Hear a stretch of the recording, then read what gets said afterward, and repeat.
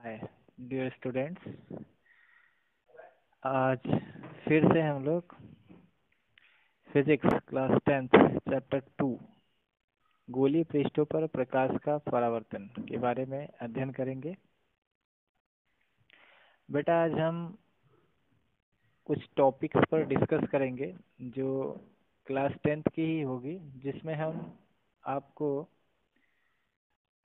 प्रकाश के परावर्तन के जो 3 नियम हैं उन नियमों का प्रमाण दिखाऊंगा। तो आइए बिना देर किए शुरू करते हैं। प्रथम नियम आपको पता होगा बेटा कि प्रकाश के परावर्तन का 3 नियम होता है, जिसमें से फर्स्ट नियम जो है वो ये होता है कि यदि आपके पास एक अवतल दर्पण है, याद होगा आपको अवतल दर्पण पढ़ाया था हमने, ये बाहर बाहर कलई यदि की जाती है तो ये अवतल दर्पण होता है, और यदि कलई अंदर की तरफ की जाती है तो वो उत्तल दर्पण होता है। तो इसमें क्या किया जाएगा बेटा कि ये मान लीजिए अवतल दर्पण है और ये एक प्रिंसिपल एक्सिस है, ये इसका पोल है। पोल से जितनी दूरी पर फोकस होता है उतनी ही दूरी पर इसका सेंटर भी होता है। तो आपने पढ़ा होगा कि यदि कोई भी वस्तु मुख्य अक्ष पर रखी है तो अवतल दर्पण में चूंकि 6 केसेज होते हैं वस्तुओं को रखने के लिए, तो इनमें आप 6 केसेस में बेटा वस्तु को आप कहीं भी रख सकते हैं। फॉर एग्जांपल के लिए हमने जो ऑब्जेक्ट को प्लेस किया है वो सी और इन्फिनिटी के बीच में ऑब्जेक्ट को प्लेस किया है। आप वस्तु को कहीं पर भी रख सकते हैं। सिद्धि या प्रमाण में कोई अंतर नहीं आएगा। तो प्रथम नियम क्या है, ये मान लीजिए आपका ऑब्जेक्ट है ओ डैश। प्रथम नियम ये कहता है बेटा कि यदि कोई भी लाइट मुख्य अक्ष के, ये आपका प्रिंसिपल एक्सिस है, इसके यदि पैरेलल जाती है, मुख्य अक्ष के समांतर यदि कोई लाइट ट्रेवल करती है, तो आपको बता दिया जाता है या आपको रटवा दिया जाता है केवल कि जब भी कोई प्रकाश किरण यदि मुख्य अक्ष के समांतर जाती है तो दर्पण से परावर्तन के बाद वो फोकस से लौट के चली आती है। ये आपको रटवा दिया जाता है बेटा। लेकिन आज हम क्या करेंगे कि इसका प्रमाण आपको दिखाएंगे कि आखिर ऐसा होता क्यों है, क्यों ये फोकस से ही लौट के आती है, क्यों नहीं ये सी से चली जाती है, क्यों नहीं ये पी से चली जाती है, क्यों न ये दर्पण के उस पार चली जाती है। ऐसे बहुत सारे रीजंस, ऐसा क्यों होता है, इसके पीछे क्या तर्क है। क्योंकि बच्चों को केवल रटवा दिया जाता है टीचरों के द्वारा बेटा, लेकिन मैं आपको यहाँ पे इसका प्रमाण दिखाऊंगा कि आखिर ऐसा क्यों होता है, क्यों ये फोकस से ही लौट के आती है। तो चलिए देखिए, यदि ये लाइट मुख्य अक्ष के समांतर जा रही है तो ये एफ से आती है, ऐसा आपने पढ़ा होगा। क्यों ये एफ से आ रही है उसके पीछे का रीजन हम आपको बता रहे हैं बेटा। तो आप पढ़े होंगे इससे पहले वीडियो में हमने आपको बताया था कि जो अवतल दर्पण है या उत्तल दर्पण है उसमें आपने अभिलंब पढ़ा होगा, अभिलंब पढ़े होंगे आप। सिंपल अभिलंब क्या होता है कि सी, ये जो दर्पण का ध्रुव है, इस दर्पण के ध्रुव को इस मिरर से आप मिला दीजिए। कहीं पर भी इस दर्पण का जो ध्रुव है इसके वक्रता केंद्र को आप इस गोलीय दर्पण के बिंदु से मिला दीजिए। इस गोलीय दर्पण के किसी भी हिस्से से सी को आप अटैच करा दीजिए। तो फॉर एग्जांपल के लिए हम सी को यहाँ अटैच करा दे रहे हैं। ये जो सी से इस बिंदु का नाम कोई मान लेते हैं, फॉर एग्जांपल के लिए मान लीजिए इसका नाम ए है। तो सी और ए, सी से ए के बीच की जो दूरी है, मतलब सी को ए से हमने मिलाया है, तो ये दर्पण का क्या कहलाएगा? अभिलंब। ये दर्पण का क्या कहलाएगा बेटा? अभिलंब। अब चूंकि आपने एक नियम पढ़ा होगा कि आपतन कोण सदैव परावर्तन कोण के बराबर होता है। ये लाइट इस मिरर के पास जा रही है, तो ये वाला जो एंगल होगा, इस एंगल के क्या आना चाहिए बेटा? इक्वल आना चाहिए। ये वाला जो एंगल होगा, इस एंगल के क्या आना चाहिए? इक्वल आना चाहिए। तभी तो हम कहेंगे कि आपतन कोण परावर्तन कोण के बराबर है, क्योंकि ये आपतित किरण है। तो ये आपतित किरण और ये क्या है? अभिलंब। तो आपतित किरण और अभिलंब के बीच बने कोण को क्या कहते हैं? आपतन कोण। ये मैंने पिछली वीडियो में आपको बता दिया है। और ये परावर्तित किरण और ये अभिलंब के बीच बने कोण को क्या कहते हैं? परावर्तन कोण। यदि ये दोनों कोण बराबर होंगे, यदि ये दोनों कोण बराबर होंगे, तब तो ये लाइट यप से ही होके आएगी। यदि ये दोनों कोण बराबर नहीं होंगे, तो हो सकता है ये लाइट यप से ना जाके इधर कहीं से आए। तो आइए हम आपको प्रोटेक्टर की मदद से, चादे की मदद से आपको दिखाने की कोशिश करता हूँ, ताकि आपको ये समझ में आए कि हाँ, ये रूल रियल में सत्य होता है। इसे केवल रटा नहीं जा सकता, क्योंकि बेटा गहराई हमेशा काम आती है। इसलिए चीज़ों को गहराई से पढ़ा करिए, उनके पीछे क्या लॉजिक है, क्यों ऐसा हो रहा है, उसे टीचर से जरूर पूछें। आइए देखते हैं बेटा। ये आपको प्रोटेक्टर दिखाई दे रहा होगा, शायद कैमरे में आपको स्पष्ट दिखाई नहीं दे रहा होगा, फिर भी मैं कोशिश करूँगा कि आपको ये पूरी चीज़ स्पष्ट दिखाई दे। तो बेटा आपको इस प्रोटेक्टर में जो प्रथम नियम है, जैसा कि मैंने आपको बता दिया है कि जब भी कोई प्रकाश किरण मुख्य अक्ष के समांतर जाती है, तो परावर्तन के बाद यप अर्थात फोकस से होकर आती है। यानी ये लाइन आप देख रहे हैं जो मुख्य अक्ष के समांतर जा रही है, और इस मिरर से बिंदु ए पर टकराने के बाद ये यप से होकर जा रही है। तो आपके दिमाग में प्रश्न उठेगा कि सर, ये जो लाइट मुख्य अक्ष के समांतर जा रही है, ये एप से ही क्यों आ रही है? तो इसका प्रमाण हम आपको यहाँ प्रोटेक्टर की मदद से दिखा रहे हैं। आइए देखते हैं।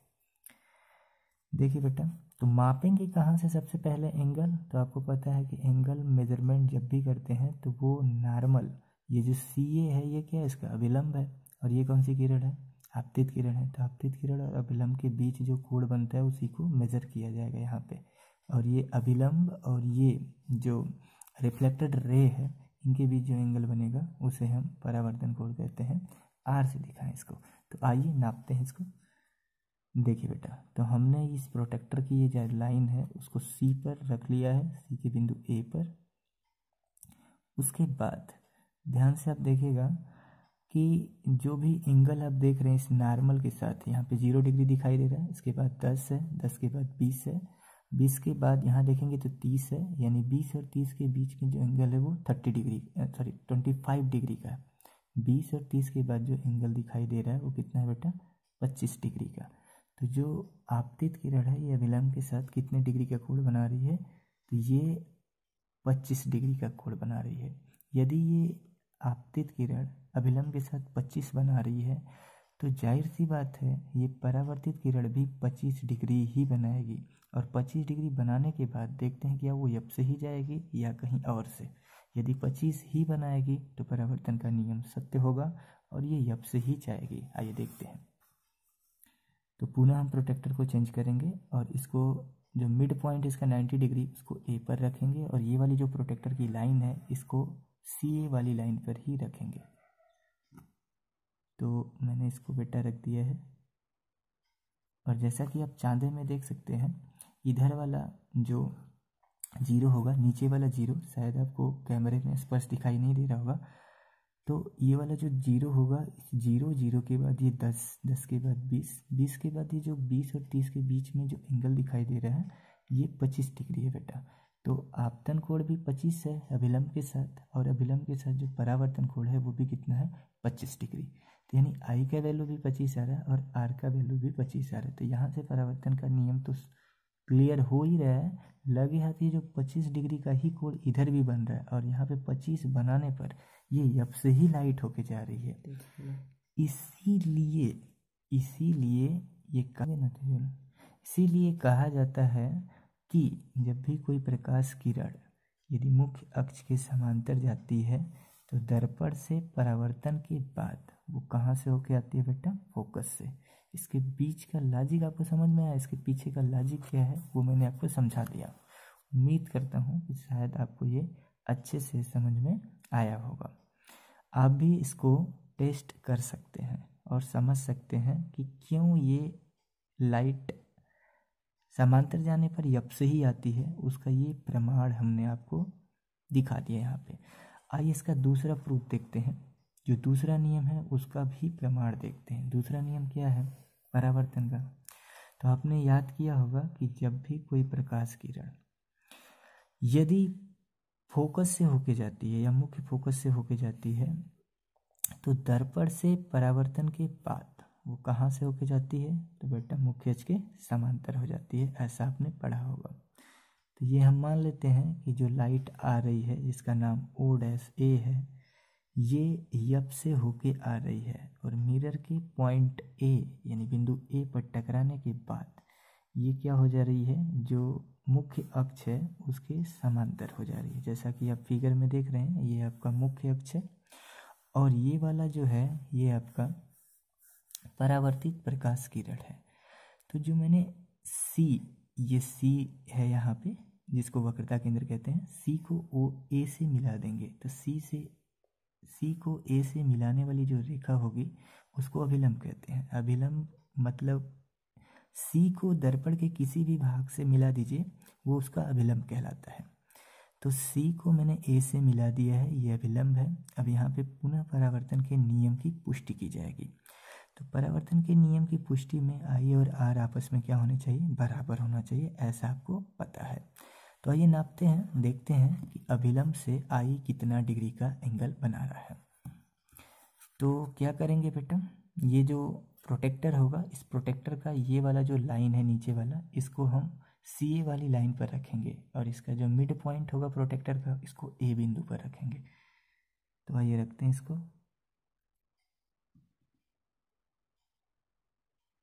इसको हमने रख दिया है ए बिंदु पर।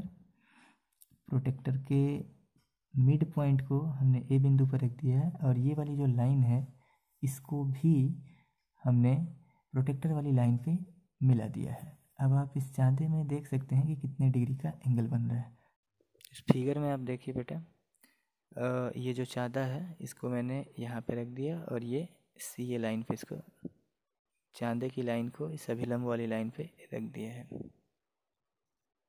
अब आप इस चांदे में देखिए ध्यान से, तो ये वाला जीरो जो होगा इसमें ध्यान से देखिए, ये चांदे की जो ये लाइन है, ये चांदे की लाइन, और ये जो अभिलंब है, जो सी अभिलंब है, इसको मैंने इस पे मिला दिया है। और इस चांदे में आप ध्यान से देखिए तो जो एंगल दिखाई दे रहा है वो 20 डिग्री का है। कितने का दिखाई दे रहा है? 20 डिग्री का। थोड़ी पेन की नीब मोटी है, इस वजह से थोड़ा सा एंगल इधर उधर डिफरेंस होगा, बट अब केयर से इसको बनाएंगे सावधानी से, तो जितना आई होगा उतना ही आ रहेगा। तो यहाँ पे आपतित किरण इस अभिलंब के साथ 20 डिग्री का कोण बना रही है। अब रिफ्लेक्टेड रे जो होगी वो भी 20 डिग्री का ही कोण बनानी चाहिए। आइए देखते हैं। तो ये प्रोटेक्टर का ये वाला जो लाइनिंग है इसको हमने सी ए पे रख दिया है और इसका जो मिड पॉइंट है उसे दर्पण के ए बिंदु पर रख दिया है। अब इस चांदे में आप ध्यान से देख सकते हैं कि यहाँ पे जो एंगल बन रहा है वो 20 डिग्री का ही बन रहा है। तो कोण आई जितना है उतना ही कोण आर आ रहा है। चूँकि ये वाला जो एंगल है, ये जो आर एंगल बन रहा है, ये भी 20 डिग्री का ही बन रहा है। आप ध्यान से इसको देख लिए होंगे। अब ये एंगल जो आर आपको फिगर में दिखाई दे रहा है, ये वाला एंगल, ये 20 डिग्री का, तो ये एंगल और ये एंगल दोनों आपस में यदि पैरेलल होंगे तभी तो कहा जाएगा कि ये लाइन और ये लाइन एक दूसरे के समांतर है। तो ऐसा कब पॉसिबल होगा कि ये लाइन इस लाइन के पैरेलल है? तो यदि इन दोनों कोणों, ये वाला एंगल होगा और ये वाला जो एंगल होगा, इसको यदि जोड़ें तो 180 डिग्री का एंगल बन जाएगा। यदि 180 का बनेगा तो प्रूफ हो जाएगा कि ये लाइन और ये लाइन पैरेलल है। तो इसका मतलब होगा कि जो ये वाली लाइन जा रही है ये इस लाइन के क्या है? पैरेलल है। तो जो दूसरा कंसेप्ट होता है कि यदि कोई लाइट यदि एफ से जाती है तो क्यों समांतर हो जाती है, वो क्यों नहीं एफ से आने के बाद सी से चली जाती है। तो सी से इसीलिए नहीं जाती है बेटा क्योंकि जितने का एंगल बनाएगी उतने का एंगल इधर भी तो बनाएगी आर के साथ, मतलब रिफ्लेक्टेड एंगल भी उतना ही बनेगा जितना इंसिडेंट एंगल होगा। इसी वजह से ये जो लाइट है रिफ्लेक्टेड लाइट ये पैरेलल हो जाती है मुख्य अक्ष के। चूँकि मैंने दोनों फिगर में वस्तु की पोजीशन को बदल दिया है। पहले फिगर में मैंने वस्तु के पोजीशन को इन्फिनिटी और सी के बीच में रखा था, दूसरे वाले पोजीशन में मैंने ऑब्जेक्ट को सी पर रखा है। तो ये डिपेंड नहीं करता है कि वस्तु को आप कहीं पे भी रखो, वस्तु को आप कहीं पे भी रखो, नियम तो आपके पास तीन ही है। यदि फोकस से होके जाएगी तो ये समांतर ही होके जाएगी, वस्तु को आप कहीं पे भी रख लो। और यदि ये मुख्य अक्ष के समांतर जा रही है तो मिरर से टकराने के बाद ये फोकस से ही होके आएगी। दोनों नियम आपको उम्मीद करता हूँ कि अच्छे समझ में आया होगा। जो तीसरा नियम है इसका कि यदि कोई प्रकाश किरण सी से होके जाती है तो वो सी से ही क्यों लौट के आ जाती है, तो मैं इसी दूसरे फिगर में उस तीसरे वाले नियम को भी आपको अच्छे से समझा देता हूँ। देखिए बेटा, ये जो सी है मतलब वक्रता केंद्र है। यदि हम कहते हैं कि किसी भी लाइट को हम इस वक्रता केंद्र से लेके जाएंगे तो यदि वक्रता केंद्र से लाइट जाएगी तो इसी से लौट के आ जाती। तो उम्मीद करिए आप इसको सपोज करिए कि हमने यहाँ पे कोई ऑब्जेक्ट प्लेस कर लिया है। लेट सपोज कि ये ऑब्जेक्ट हम यहाँ पे ऑब्जेक्ट रख देते हैं। ऐसा मान लीजिए आप कि यहाँ पे कोई ऑब्जेक्ट है जो सी और एफ के बीच में है, सी और एफ के बीच में ये ऑब्जेक्ट रख दिया है। और हम इस ऑब्जेक्ट से जो लाइट निकल रही है उसको सी से लेके जा रहे हैं। सी से तो लेके जा ही सकते हैं जी। यहाँ पे ये ऑब्जेक्ट है जिसका नाम ओ डैश है, यानी ये वस्तु है ओ डैश। और इससे जो लाइट रे निकल रही है, जो प्रकाश किरण निकल रही है, उसको सी से लेके जाते हैं। तो हमने ये पढ़ा है कि यदि हम इसे सी से लेके जाएंगे तो दर्पण से टकराने के बाद ये सी से ही वापस लौट के चली जाती है। सी से जाएगी तो सी से ही वापस लौट आती है। अब तो ये रट्टाफिकेशन हो गया, लेकिन ऐसा होता क्यों है, ये क्यों सी से ही होके आएगी, क्यों नहीं किसी दूसरे जगह से क्यों नहीं आती, ये सी से क्यों ही आती है। तो देखो जी, ये जो सी, इसका नाम मान लेते हैं लेट से बी। जो सी बी लाइन आपको दिखाई दे रही होगी बेटा मिरर से, जो मिरर पे एक पॉइंट है बी। अब यदि हम इस मिरर को काटें, कई छोटे छोटे पीसेज में इसको डिवाइड करें तो ये एक स्ट्रेट लाइन मिल जाएगी। कैसी लाइन मिल जाएगी, स्ट्रेट लाइन। और ये जितने डिग्री का एंगल बनाएगी, यदि ये स्ट्रेट लाइन मिल जाएगी, ऐसी एक स्ट्रेट लाइन मिल जाएगी, तो आपको एक पता है कि यदि ये स्ट्रेट लाइन है और इस पर कोई भी लाइट इंसिडेंट यदि करती है तो कितने डिग्री का एंगल बनाएगा, 90 डिग्री का। तो यहाँ पे जो ये लाइट सी से होके जा रही है, यदि हम इस मिरर को छोटे छोटे पीसेज में डिवाइड करें तो ये एक स्ट्रेट लाइन बनेगी, और ये स्ट्रेट लाइन होगी तो इसके साथ 90 डिग्री का एंगल बनाएगा। तो आपको पता है रिफ्लेक्शन वाले चैप्टर में कि यदि जो लाइट है यदि इसके साथ 90 डिग्री पर इंसिडेंट होती है, 90 डिग्री पर इंसिडेंट होती है, तो ये इसी रिफ्लेक्शन की घटना तो होगी नहीं, ये सीधे वापस उसी मार्ग में वापस चली जाएगी। यानी 90 पे यदि आएगी तो 90 पे सीधे क्या करेगी, चली जाएगी। यानी यूँ कहें कि यदि ये 90 डिग्री पर आ रही है तो हम अभिलंब के साथ आई का वैल्यू पूछेंगे, क्योंकि हमें तो आपतन कोण चाहेगा। तो आपतन कोण कैसे निकालेंगे, इसी अभिलंब के साथ। और ये जो अभिलंब है वहीं आपका क्या बन चुका है, वो आपका बन चुका है आपतित किरण। तो जो आई है वो अभिलंब के साथ कितने डिग्री का कोण बनाएगी, तो जो 0 डिग्री का कोण बनाएगी, क्योंकि दोनों संपाती हो गए। और दो संपाती रेखाओं के बीच जो एंगल बनेगा वो कितने डिग्री का, तो जवाब होगा 0 डिग्री का। तो यदि आई 0 है तो जाहिर सी बात है आर भी कितना होगा, 0। क्यों, क्योंकि जो परावर्तन का नियम है कोण आई बराबर कोण आर। तो यदि कोण आई 0 है तो आर भी कितना होगा, 0। इसीलिए जो थर्ड नियम है वो ये कहता है कि यदि कोई प्रकाश किरण सी से होके जाती है तो वो सी से ही लौट के आ जाती है। उसका रीज़न यही है, उसके पीछे यही लॉजिक है बेटा कि यदि जब भी प्रकाश किरण सी से होके जाएगी तो वो ही अभिलंब है और वही आपतित किरण बन जाएगी। दो किरणें यदि एक ही एक के ऊपर हों तो उनको कहते हैं समपाती। तो आई का वैल्यू यदि हम निकालेंगे तो हम तो अभिलंब के साथ आई का वैल्यू निकालते हैं, और चूंकि दोनों एक ही साथ हो गए तो आई का वैल्यू 0 हो जाएगा, एंगल ही नहीं बनेगा। तो वहाँ पे आर का वैल्यू भी कितना होगा, 0। इसी वजह से सी से जाएगी तो सी से ही लौट के चली जाती है। उम्मीद करता हूँ कि आपको ये तीनों नियम अच्छे से समझ में आए होंगे। यदि कोई कमी हो समझाने में तो आप कमेंट बॉक्स में ज़रूर लिखें। धन्यवाद।